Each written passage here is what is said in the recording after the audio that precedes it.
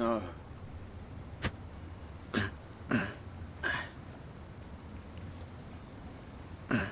There's no feeling more intense than starting over. If you deleted your homework the day before it was due, as I have, or if you left your wallet at home and you have to go back after spending an hour in the commute. If you won some money at the casino and then put all your winnings on red but it came up black. If you got your best shirt dry cleaned before a wedding and then immediately dropped food on it. If you won an argument with a friend and then later discovered that they just returned to their original view. Starting over is harder than starting up. If you're not ready for that, like if you've already had a bad day, then what you're about to go through might be too much. Feel free to go away and come back. I'll be here. Alright, thanks for coming with me on this trip. I'll understand if you have to take a break at any point. Just find a safe place to stop and quit the game. And don't worry, I'll save your progress, always. Even your mistakes. This game is a homage to a free game that came out in 2002, titled Sexy Hiking. The author of that game was Jazuo, a mysterious Czech designer who was known at the time as the father of B games. And B games are rough assemblages of found objects. Designers slap them together very quickly and freely, and they're often too rough and unfriendly to gain much of a following. They're built more for the joy of building them than as polished products. In a certain way, Sexy Hiking is the perfect embodiment of a B game. It's built almost entirely out of found and recycled parts, and it's one of the most unusual and unfriendly games of its time. In it, your task is simply to drag yourself up a mountain with a hammer. And that act of climbing, in the digital world or in real life, has certain essential properties that give the game its flavor. No amount of forward progress is guaranteed. Some cliffs are too sheer or too slippery, and the player is constantly, unremittingly in danger of falling and losing everything. Anyway, when you start Sexy Hiking, you're standing next to this dead tree that blocks the way to the entire rest of the game. It might take you an hour to get over that tree, and a lot of people never got past it. You prod and you poke at it, exploring the limits of your reach and your strength, trying to find a way up and over. And there's a sense of truth in that lack of compromise. Most obstacles in video game worlds are fake. You can be completely confident in your ability to get through them once you have the correct method or the correct equipment or just by spending enough time. In that sense, every pixelated obstacle in Sexy Hiking is real. The obstacles in Sexy Hiking are unyielding, and that makes the game uniquely frustrating. But I'm not sure Jazuo intended to make a frustrating game. The frustration is just essential to the act of climbing, and it's authentic to the process of building a game about climbing. A funny thing happened to me as I was building this mountain. I'd have an idea for a new obstacle, and I'd build it, test it, and it would usually turn out to be unreasonably hard. But I couldn't bring myself to make it easier. It already felt like my inability to get past the new obstacle was my fault, as a player rather than as a builder. Imaginary mountains build themselves from our efforts to climb them, and it's our repeated attempts to reach the summit that turns those mountains into something real. When you're building a video game world, you're building with ideas, and that can be like working with quickset cement. You mold your ideas into a certain shape that can be played with, and in the process of playing with them, they begin to harden and set until they're immutable, like rock. And at that point, you can't change the world, not without breaking it into pieces and starting fresh with new ideas.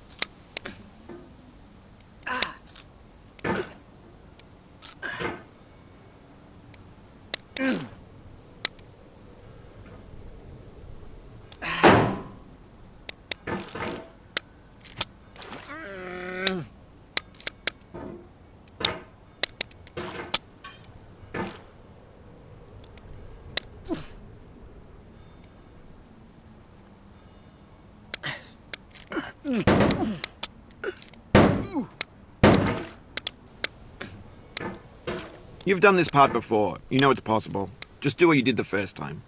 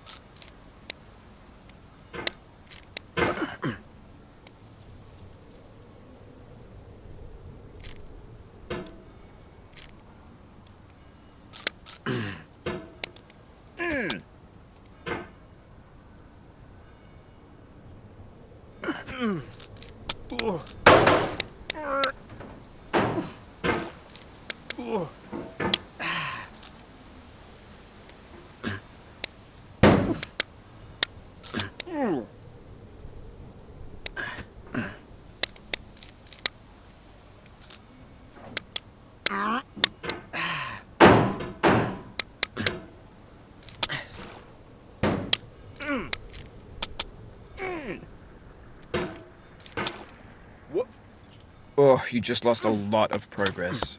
That's a deep frustration, a real punch in the gut.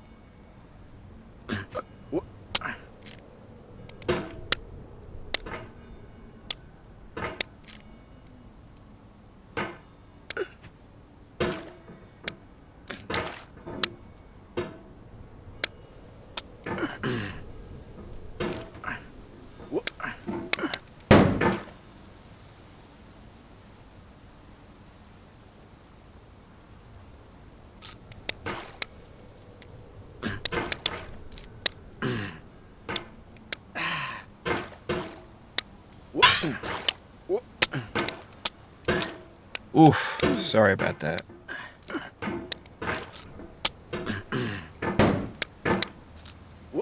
Oh, it happened again.